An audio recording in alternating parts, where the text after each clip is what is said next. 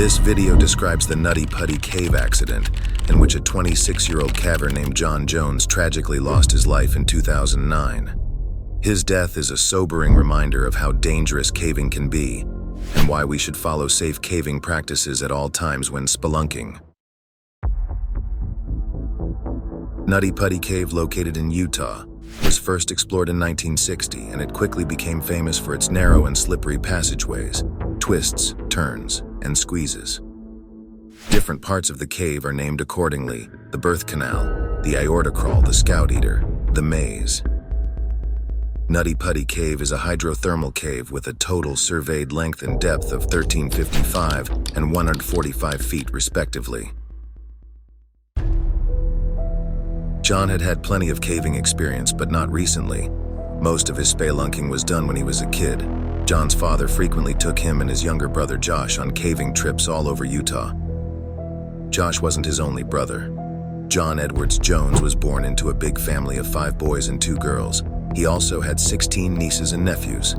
John was a devout Christian, and according to his family statement later, he was known for his good nature, delightful sense of humor, strong work ethic, a genuine love of people, a masterful ability to relate to children, a love of and unwavering faith in the gospel of Jesus Christ, and his commitment to his family as an amazing husband, father, son, and brother.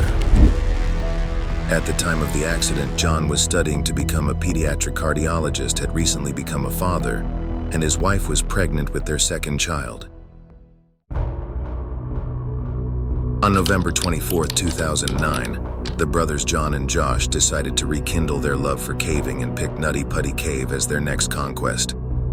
It was 8 p.m. on Wednesday, just a few days before Thanksgiving, when they arrived at the cave site. They weren't alone. 9 more friends and acquaintances had joined them, so by caving standards, it was quite a large group that finally entered the Nutty Putty Cave. Everything went smooth for an hour or so. The party had explored the largest room in the cave, aptly named the Big Slide. Soon John, Josh, and 2 of their friends decided to take up a challenge they had heard about, namely passing through the birth canal, a narrow and challenging passageway that eventually opens up into a larger room. John went first.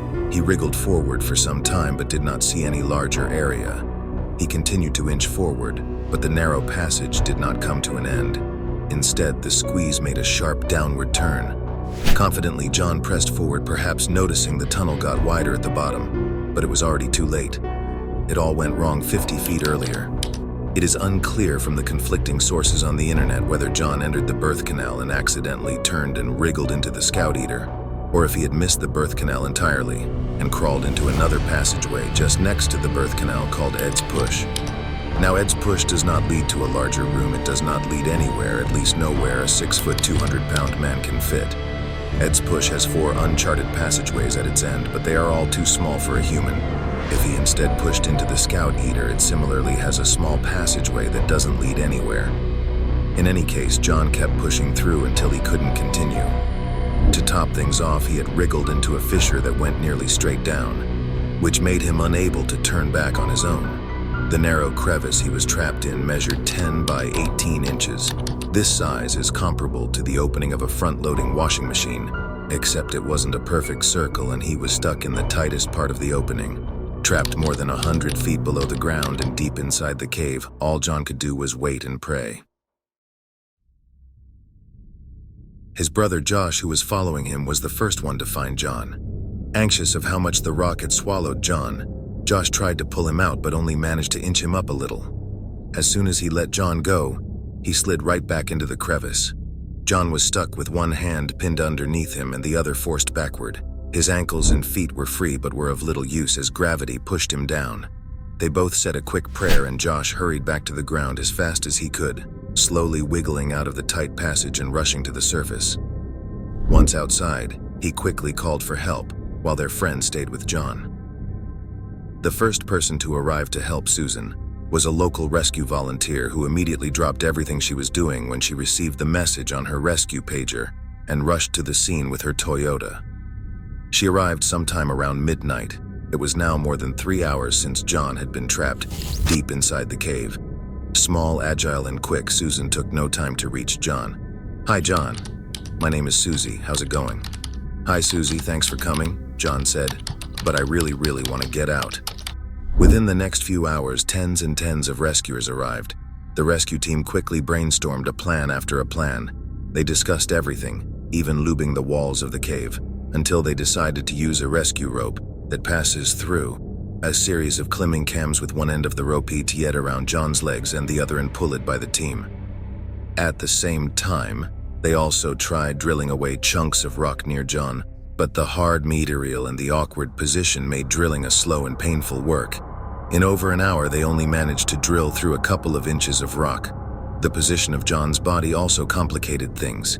He was trapped nearly upside down. Only his feet were visible to the rescuers, and the ceiling above the feet hanged so low. The rescuers couldn't just pull him out as his feet would get in the way.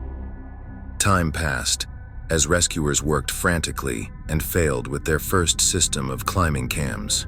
They then tried to use a rope pulley system, anchoring the pulleys with bolts, drilling the bolts deep in the cave walls. Everything was made more difficult by how narrow the cave was. Even though there was a large team of rescuers, volunteers, emergency services, and a rescue helicopter outside, only one person could directly access John. Meanwhile, John was doing worse. He had now been stuck upside down for a long time, having some difficulty breathing, and his heart had to work twice as hard against gravity to push the continuous blood flow out of his brain. He was swinging back and forth between panic and calmness. At one point, they brought a two-way cable radio into the cave and managed to lower it to him so he could speak with his wife, who was near the cave entrance on the surface. They were both agitated but comforted each other. John had now been trapped upside down for 19 hours. Everything changed when the rescuers finally finished installing their pulley system and started pulling John out. They worked in an 8-man tandem, all tugging as one. John was at times in great pain, so they made frequent pauses, but each time they pulled, they managed to pull John up a bit more. After pulling him upward the third time, John was finally lifted high enough so that he could make eye contact with the rescuer closest to him. He looked tired. His eyes were red and his face was dirty, but he seemed fine otherwise. "How are you?" "It sucks. I'm upside down. I can't believe I'm upside down. My legs are killing me." The rescuer saw that even though John was complaining, he had a smile on his face. They had another rest, then decided to continue pulling John up. He was almost out. When the rescue team pulled John upward for the fourth time, something happened. The entire team fell backward as the rope suddenly went loose in their hands.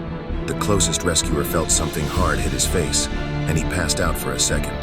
When he came to, he saw nothing but dust. Once the dust settled a bit, he realized the stone arch near John's legs where the rope was tied around had shattered, and the nearest key bolt had broken off. He couldn't make out in the dust where exactly John was, but soon he realized John had slid right down the crevice again, this time seemingly even deeper than before. As the rescuer suffered severe facial injuries from the impact with a metal carabiner and couldn't continue his rescue efforts, he had to switch places with his dad, who was also on the rescue team. When he reached John, he realized that John's breathing was much more shallow and less frequent, and he was struggling to stay alive. The rescuer called for John but received no response.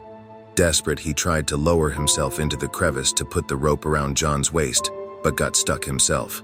After finally wriggling himself free, he drilled a new hole for the pulley and crawled out of the cave, exhausted, to be replaced by yet another rescuer who reached John but couldn't make contact with him.